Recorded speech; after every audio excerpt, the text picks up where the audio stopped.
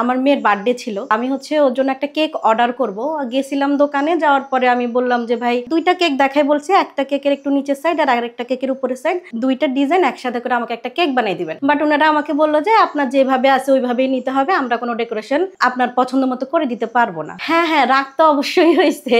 আমি অনেক ম্যানেজ করার ট্রাই করছি উনাকে যে ভাই আমাকে এইভাবেই আপনি কেকটা করে দেন, উনি দিবেই না। আমি কেকের আর অর্ডার করলাম না, আমি চলে গেলাম হচ্ছে নোয়াখালী সুপার মার্কেট। ওইখানে মোটামুটি হচ্ছে আপনার সব ধরনের প্রোডাক্টই পাওয়া যায়। আমি আগে থেকে আমার রান্নার প্রতি একটু ঝোঁক ছিল, কেক টেকের প্রতি। সুপার মার্কেটে গিয়ে যা যা লাগে কিনে নিয়ে এসে বাসায় আমি কেকটা বানাই। ওই যে আমি ইউটিউবে সার্চ দিয়ে দিয়ে দেখতাম, আমি হাতে কলমে হয়তো 18 থেকে শুরু করছি, বাট আমি একদম 16 থেকে ইউটিউবে প্রচুর পরিমাণে রান্নার ভিডিও দেখতাম। এটা আমার একটা ইয়ে ছিল আর কি। ফার্স্ট অ্যাটেম্প মোটামুটি হয়েছে, অনেক যে ভালো হয়েছে ব্যাপারটা এমন ছিল না। ওইখান থেকে কয়েকটা কেক বানানোর পরে আমার হাজবেন্ড এটা দেখে, আমি আবার উনাকে পাঠাইতাম। আমার হাজবেন্ড ছিল ইউএসএ তে, তো উনি আমার কেকের ইয়েটা দেখে উনি খুবই পছন্দ করে। আর উনি আমাকে তখন বলে যে তুমি একটা কাজ করো, ঘরে অবসর বসে না থেকে সময়টা কাজে লাগাও, আমি তোমাকে একটা পেজ খুলে দিচ্ছি, তুমি বিজনেস করো এটার। তাই আমি বললাম এটা কি হয় নাকি যে আমি বাসায় একটা জিনিস বানাবো, ওইটা আমার থেকে মানুষ কিনবে কেন? উনি বললো হ্যাঁ, আমি এখানে থাকি তো আমি অনেকেই দেখছি, অনেকে এরকম বাসায় বসে বসে কেকের বিজনেস করে। তখন আবার আমার এইগুলোর এত একটা জ্ঞান ছিল না। পরে উনি আমাকে পেজ খুলে দিল ওনার পছন্দের নাম দিয়ে। আমার পেজের নামটা হচ্ছে কেক ফেয়ার। উনি ওইটা দিয়ে পেজ খুলে আমাকে হঠাৎ করে বলতেছে দেখ তোর জন্য একটা পেজ খুলে ফেলছি, এখন যে কেক গুলো আগে বানাইছো ওই কেক গুলা ছবি দিতে থাকলাম। পরে হ্যাঁ, আমার একদম ইচ্ছা ছিল না। আমি তখন স্বয়ংসম্পূর্ণ, আমার হাজবেন্ড ইউএসএ তে থাকে, আমার টাকা পয়সার কোনো দরকার তো ছিল না, আমার ওইটা কোনো প্রয়োজনই ছিল না, জাস্ট একটা শখের বসে উনিও বললো আর আমিও হচ্ছে ওনার কথাতে নেমে গেলাম। ওইখানে বিভিন্ন গ্রুপ আছে নোয়াখালীতে, মোটামুটি আমি ফার্স্ট এই কাজটা শুরু করি। তো গ্রুপে দেওয়ার সাথে সাথে দেখলাম যে ভালোই রেসপন্স পাচ্ছি, প্রচুর মানুষ অর্ডার করতেছে আর খেয়েও। তখন আমি কাজ শুরু করি কিন্তু একদম পিওর বাটার দিয়ে, তো ওইটা খেতে মানুষ খুবই পছন্দ করতেছিল। কারণ যখন দোকানের কেক আর আমার কেকটা কম্পেয়ার করে আমারটা ওদের কাছে বেস্ট মনে হয়। তো এরকম করতে করতে আমার অর্ডারের পরিধিটা অনেক বেড়ে গেল।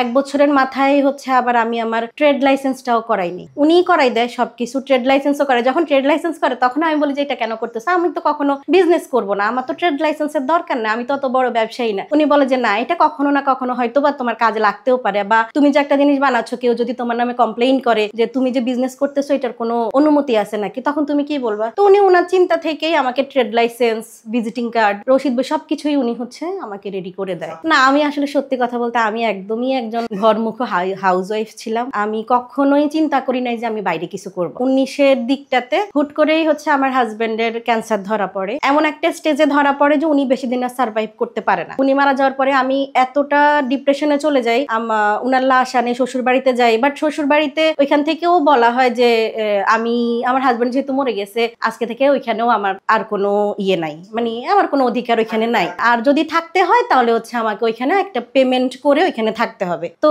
আমার বাবা ওইখানে টাকা দিয়ে আমাকে 1 মাসের মতো রাখার পরে আমি 1 মাস পরেই চলে আসি। আমি আর 45 দিন পর্যন্ত অপেক্ষা করি নাই, কারণ এদিকে আবার আমার বাবা অসুস্থ হয়ে গেছিল। আমি চলে আসি। আসার পরে এখন আমার মেয়ে তখন ক্লাস 5 এর পরীক্ষা দিছে। পরীক্ষার রেজাল্ট দেওয়ার পরে তো 1 মাসের পরে ওকে আবার নতুন করে স্কুলে ভর্তি করাবো।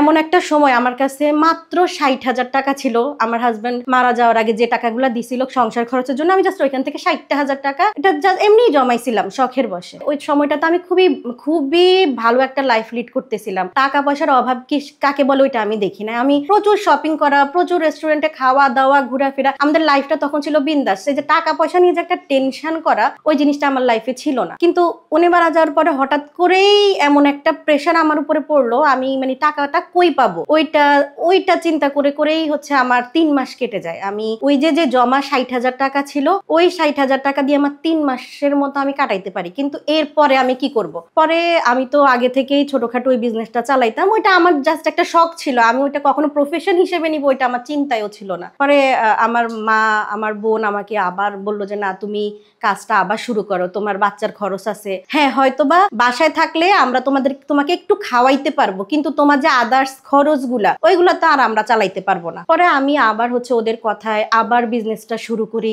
আমার প্রচুর পরিমাণে অর্ডার বেড়ে গেল। আর ওইটার সাথে সাথে আমি যেটা করলাম, আমি যখন দেখলাম যে আমার প্রচুর পরিমাণে অর্ডার বেড়ে গেছে, আমি পিৎজা, তারপরে হচ্ছে কাচ্চি, হায়দ্রাবাদি বিরিয়ানি, তারপর হচ্ছে শর্মা, এইগুলাও পাশাপাশি সেল দেওয়া শুরু করলাম। দেখলাম যে আলহামদুলিল্লাহ মাস শেষে আমার ভালো একটা অ্যামাউন্ট আমার থাকতেছে।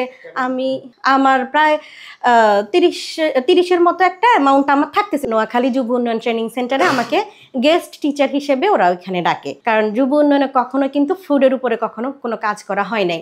ওইটাই ফার্স্ট টাইম যেটা আমাকে দিয়ে ওরা ওইখানে কাজ করায়। আমি কিন্তু খুবই ভয়ে ছিলাম, আমি কি আসলেই ট্রেন করতে পারবো কিনা। তো দেখলাম যে না, আমি 2-3টা ক্লাস নেওয়ার পরে স্টুডেন্টরা খুবই খুশি। আমি যেটা করি 2021-এ আমি বাংলাদেশ পর্যটন কর্পোরেশন ওইটাতে হচ্ছে আমি বেকিং এর উপরে একটা কোর্স কমপ্লিট করে ফেলি। তো আমার একদম মানে ওইটা একটা জিদ হয়ে গেছে যে আমি যেহেতু এটাতে ঢুকছি, এটার একদম সবকিছু আমি জেনেই ছাড়বো। এরপরে হচ্ছে আমি একটা বছর আবার এখানে ব্রেক দিই। একটা বছর ব্রেক দিয়ে আমি বেসিক থেকে শুরু করে অ্যাডভান্স একদম লেভেল 2 পর্যন্ত কমপ্লিট করি। করার পরে আমার এখন আলহামদুলিল্লাহ নোয়াখালীতে ছোটখাটো একটা ইনস্টিটিউট আছে, প্লাস আমি ঢাকায়ও আমার একটা ছোটখাটো ইনস্টিটিউট চালাচ্ছি। আর পাশাপাশি তো আমার আগের মতো অর্ডারগুলো আছেই। আর আলহামদুলিল্লাহ এখন আমি একজন স্বাবলম্বী নারী।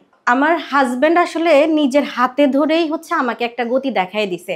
মানুষ চিন্তা করে যে আমার হাজব্যান্ড যাওয়ার আগে আমাকে টাকা পয়সা দিয়ে বা ফ্ল্যাট বাড়ি গাড়ি করে দিয়ে আমাকে স্বাবলম্বী করে যাক। তা আমার হাজব্যান্ড আমাকে টাকা পয়সা দিয়ে স্বাবলম্বী করে যায় নাই ঠিকই, কিন্তু সে আমাকে যে পথটা ধরাই দিয়ে গেছে ওইটা তার ওই টাকা পয়সা দেওয়ার চাইতে অনেক বড় কিছু। মানুষ আমাকে খারাপ কমেন্টটা পাস করতো, তখন খুবই খারাপ লাগতো। আমি যখন অসহায় অবস্থায় ছিলাম আমাকে কেউ সহযোগিতা করে নাই, কিন্তু যখনই আমি একটু ভালো থাকতে শুরু করলাম মানুষ কিন্তু খারাপ কমেন্টটা করতে আমাকে ছাড়ে নাই। আমি যখন ইনস্টিটিউটে কোর্সটা করতে আসি তখনও আমাকে আমার ফ্যামিলি মেম্বার থেকে শুনতে হয়েছে সে এগুলা কেন করতেছে, তার হাজবেন্ড মারা গেছে, সে বসে থাকবে, তার কি দরকার আছে বাইরে এসে কাজ করার। তো আমি বলছি যে আমার হাজবেন্ড মারা গেছে, আমাকে তো কেউ মাস শেষে 10,000-20,000 টাকা দিয়ে বলতেছে না তুই ঘরে বসে থাক, তুই পর্দা কর, তুই এইভাবে চল, পর্দার ভিতরে চল, বাইর হইস না, তোকে আমরা মাস শেষে 10,000-20,000 করে টাকা দিব। ওইটা যদি হয়তো তাহলে আমি ঠিক আছে ওদের কথা শুনে চলতাম, কিন্তু দিন শেষে দেখা যাচ্ছে যে আমি আমার মেয়েকে নিয়ে স্ট্রাগল করতেছি, আমি কষ্ট করতেছি, কমেন্টই পাস করে সবাই, কিন্তু দিন শেষে কেউ কাউকে সহযোগিতা করে না।